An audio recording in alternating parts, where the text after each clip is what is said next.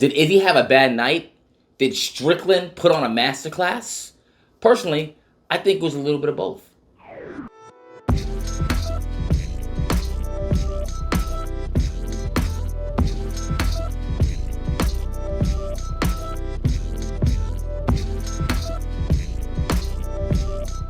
Hey, what's up, fight nerds? This is your boy Sean. I want to welcome you to Enter the Nerd. So, we're going to be talking about UFC 293, specifically the main event and the aftermath and everything leading up to it. And you know what? I'm going to say a little bit of commentary on the MMA fandom in general, because I think there's a conversation that does need to be had, because this was a very polarizing main event for a lot of reasons. Some good, some bad, and some in between. Before getting to that, let's just get to some of the stuff that was on the card leading up to the main event. Things like watching like Tyson Pedro and the Pleasure Man, which me and my friends that were sitting watching this fight were like, that's just wrong. Getting beat by somebody with that name is just wrong. But Tyson Pedro looked awesome. Justin Tafa looked awesome. Even the very first fight, which had their like French CKB newly acquired UFC signee, he won, and he wasn't actually looking too good in the beginning. I think his name is his last name is like Josette. I'm forgetting his first name, but he was a French dude that just joined CKB not too long ago. But he didn't look too good in the beginning of his match, and then he was a little stiff. He was fighting a guy named Crosby, like an Irish dude, and that dude was actually lighting him up for a little bit, and he actually wound up winning. And then Shane Young, he lost by submission, I believe, as well. Yeah, it was actually a really good card. There were a lot of weird complaints about this card. One of them was, oh my gosh, there's so many CKB guys and guys from Australia. It's like, come on. In the London cards or the Paris cards, it's always going to be a whole bunch of homegrown talent. The whole point is, are the matchups good?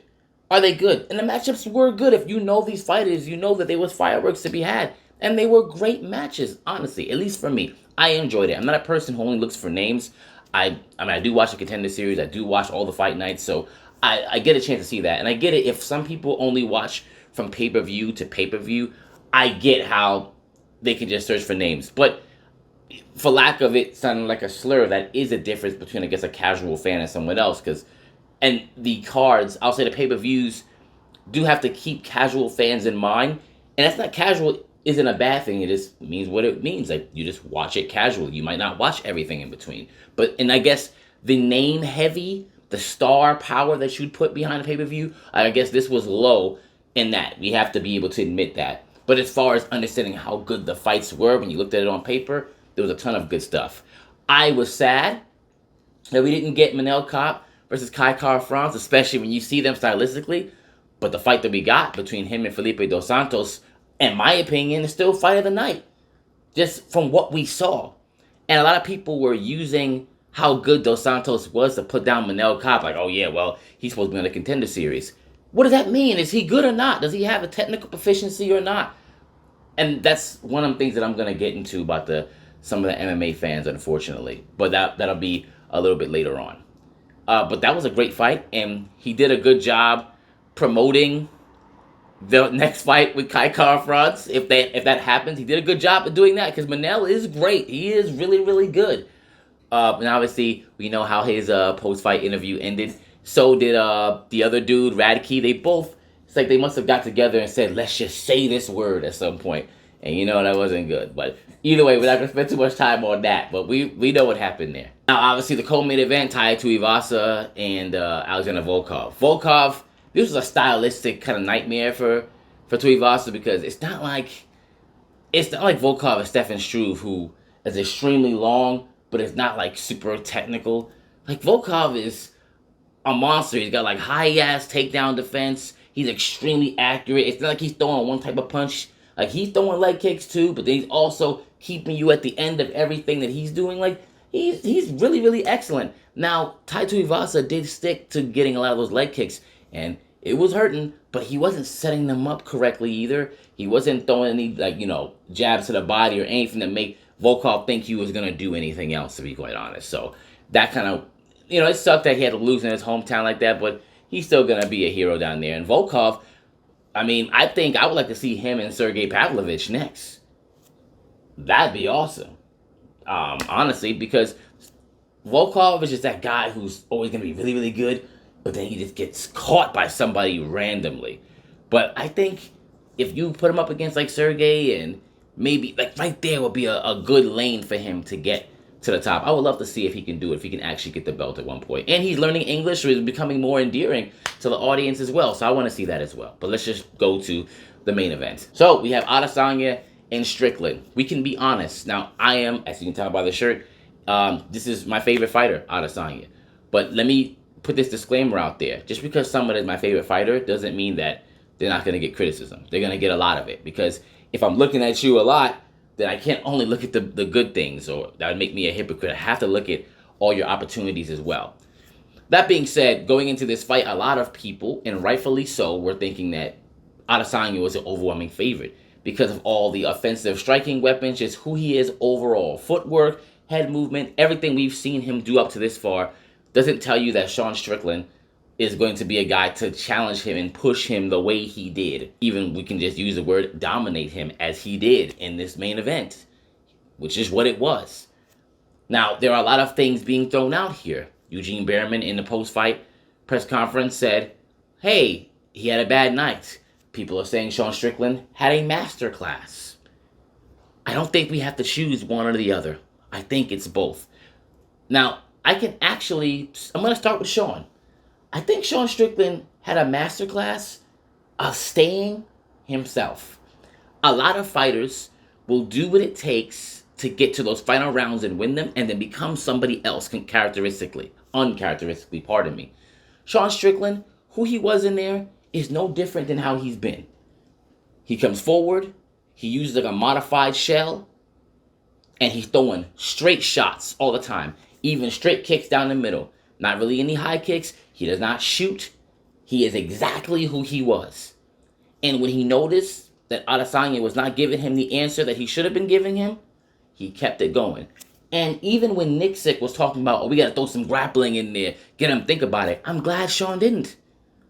That's not something that he does characteristically. He doesn't have to. He just wears you down and batters you. And that's what he did to Adesanya. So I believe that a lot of fighters should take that from this fight. Because we're not going to say that this dude, Strickland, has more striking, like a larger striking repertoire than Adesanya, and is like a gigantic technical wizard. We're not going to say that. But what he did, what he does very well, throwing those straight shots, making sure the shots were glancing off defensively off of his shoulders, he's been doing that. And once he was able to get Adesanya in this level of comfortability, especially after he knocked him down. And I think right here, this point about talking about that knockdown is a good way to transition into Adesanya. Because that is the first gigantic technical breakdown that happened with Adesanya. Adesanya has never been confused as a person who doesn't have high fight IQ. He has very high fight IQ. We've seen him adapt and do things even in the kickboxing days. But right here was not a high IQ moment. Sean Strickland was inside of kicking range, okay? And he was already throwing nothing but straight shots. If someone is standing right in front of you and they're throwing nothing but straight shots, and remember, the quickest way from one point to another, straight line, right? If he's doing that, there's no reason why you're going to go for a very looping hook, knowing that you throwing this and this hand coming.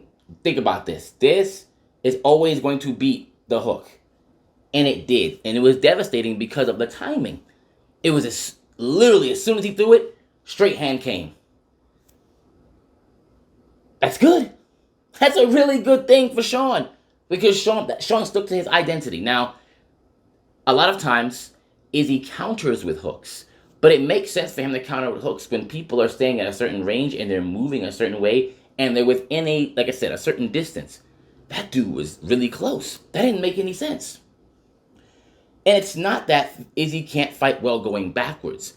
It's the style that was coming at him, which was insanely different, but not surprising, because if they're studying the tapes, which we know they are, Sean is doing exactly what he always does.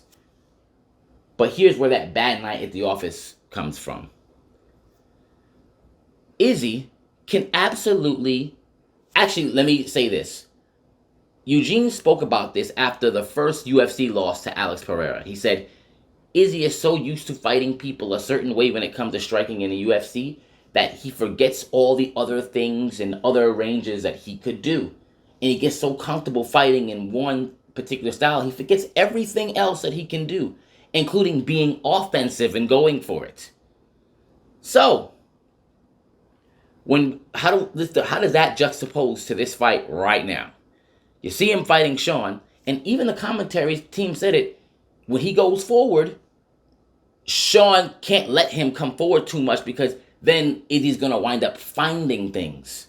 And Sean tried his best and did his thing to keep him on the back foot. But if Sean got a jab, so does Izzy. But Izzy, for some reason, wasn't throwing anything straight. Even his jabs were coming off of a weird angle. And I guess to try and do the last minute change, the problem with that is it's going to glance off the shoulder. And they were becoming very easy for Sean to be able to see and do that. But we've seen Izzy throw straight down the middle before. He didn't do it. We've seen him walk down opponents because a couple times in this match, when he's throwing feints, Sean was biting on those feints so heavy. In those times where he's backing up, take that space. That modified shell that he has when he's sitting down, it's very hard to stop a Muay Thai clinch like that. Very hard. Where was that? Where were those Muay Thai clinches into quick elbows? Maybe knees to the body. We know Izzy could do it. We've seen him do it. So many weapons of his that just never showed up in this. And a lot of it is comfortability. A lot of it was just thinking that, he actually said it in the press conference, I don't think he's really going to stand up and fight me. He's going to definitely grapple. I think maybe he was really expecting grappling and not really striking. I don't know. Either way, that's Adesanya's fault. No one can make an excuse. Izzy can't make the excuse. Eugene can't make the excuse. You have all these tools and you didn't use them. You kept using a lot of winging strikes. He threw a lot of winging stuff. And he was going for high kicks, and a lot of times he wasn't even setting the high kicks up. And we've seen him hide those behind punches. He didn't even do that here. There were a lot of things that just weren't done that absolutely could have been done with Sean. Because once again, doesn't matter how much you don't like or like one or the other, no one is going to say that Sean is a better overall striker. He's not, but he didn't have to be. He just had to be himself, and himself was enough, especially when Izzy is not doing everything that he's supposed to, because there were absolute chances. He wasn't even throwing as many leg kicks. He wasn't. And we know how many he throws. He wasn't even doing that as much as that in the beginning. It is what it is. But even talking from that, because he lost that fight, let's just be honest, he lost. He did get dominated. And that's Sean doing his absolute fucking best and Izzy doing whatever the hell that was. And a lot of people are going to think, oh, are you taking away from Sean? Hell no, you can't take away from that. Who was throwing the punches? Who was in there doing the pressure? But if you don't adapt, which you have to do, you have to adapt. Oh, these things aren't working. Let me use some of my other tools. Izzy didn't do that. That's his fault. That's his fault. Now, this is like the commentary I was going to say about, I guess, some of the MMA fans. Some people just hate this guy Adesanya so much that people don't even necessarily look at him as a fighter. Like, people over here talking about, like, his nails and, like, the pearls he wears and, like, oh, he's dancing and all types of weird stuff, rather than just focusing on the fact that these are two fighters. Can you just make commentary on that? A lot of people aren't even fans of Sean Strickland. They just wanted this guy to lose. And I'm just like, okay, like, I mean, that's your, obviously that's your right. It's just strange because everything this guy did was weirdly demonized.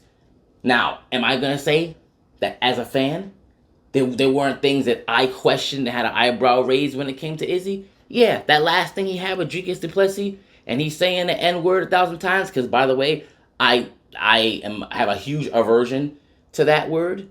I don't say it. So when I see someone blasting it over and over and over again, especially when I think it was meant to try and get this guy to say it back to him. That was cringy to me. Him not going to the post-fight press conference to answer all the questions or even stay there in the octagon. That was weird to me because if he would have won, he obviously would have stayed. He should have kept the same energy that he has when he wins as when he loses. That's great. In the first Alex, when he lost that first Alex fight, did he not stay there as well and have a conversation? Yeah, you could be embarrassed. I get it. But you got to do what you got to do, man. Because you know you would have been like that if you won. And even if Sean lost, and Sean all of a sudden didn't want to talk after he's been rather talkative too, I'd have the same criticism for him. So I didn't like those things. So that's also my criticism, even though he's still my favorite fighter. But it's very strange. Paul Malignaggi said this the best. He spoke about MMA fans being very close to WWE fans, the way they react to things. And unfortunately, it's a bit true. Because people feel so strongly about fighters' personalities and they don't even actually know them, that they use what they think about them to augment what they do in the cage. I don't like him, so he's going to lose. It happens with Colby Covington. Colby Covington is an excellent fighter. That's a bad man. But because he says things they don't like, they're like, oh, he's definitely going to lose. His punches ain't got shit on him. Try to find a way to make it seem like he's not actually good. No, you cannot like the things he says, but this is a sport about fighting. Let's just speak about the fighters and their ability to fight. Can we just do that? I don't know. No, obviously they have personalities and you can make comments on whatever. Mind you, I'm not saying it can't. I'm just saying we should be able to separate it, right? You can be like, hey, I don't like what he said, but he's still a good fighter. Or, you know what, because of what he said, I don't want him to win. It's like, okay, well, whatever, I guess. It's a little confusing to me, and I wish we were able to kind of separate it. Because even me, who, like I told you, Adesanya is my favorite fighter, I gotta be honest about what I'm seeing, whether it's in the octagon or outside of it. But what happens outside of it doesn't take away the type of things that he's willing to do. Because people, even after he lost, what are they saying? He was overrated. He's overrated? What does he not? What did people think he did well that all of a sudden he doesn't do well anymore? You can't use someone's loss to then rewrite history. A lot of MMA fans do that, unfortunately. It's, oh, you lost today, the other 10 wins that you have don't count anymore. And that's not good. It's not good for any fighter. So, I would just encourage people to just think a little bit more critically when it comes to these fighters and what they do in the octagon. But honestly, that's really about it. Oh, wait, hold on. I forgot what should happen next. Should he get an immediate rematch? A lot of people, I guess, could try to make a case for it. But honestly, let someone else fight him. I'll say let him and Dricus fight. That can still happen. It doesn't have to be for a belt. That fight just needs to happen. That could be the next one. When it should happen, maybe he does need a break. Who knows? Maybe he has that mental fatigue. Perhaps he does. Whatever. But I don't know. He doesn't necessarily have to get the next one. It doesn't diminish his greatness if he fights somebody else. Let that happen. Let Hamzat and Costa fight, and let the division refresh itself. And if he's meant to be at the top, then he'll be the 3-time champion. But if not, then he won't. But until next time, enjoy UFC and Into the Nerd.